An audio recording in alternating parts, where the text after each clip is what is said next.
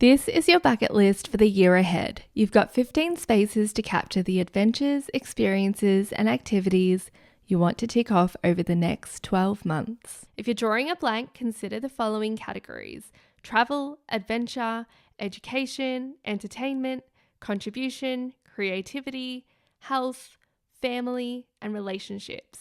It doesn't have to be anything big. Not everything on your list needs to be a once-in-a-lifetime event like bungee jumping or skydiving.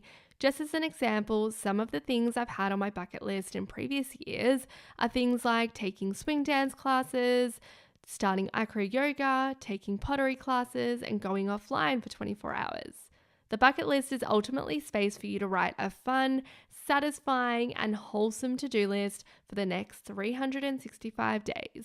We've replaced the list format with a more visual layout. So think bucket list meets vision board.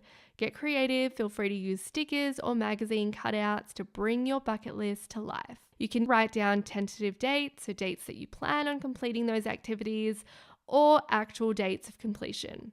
The former gives you a timeline to work towards. The latter provides a record of your bucket list experiences.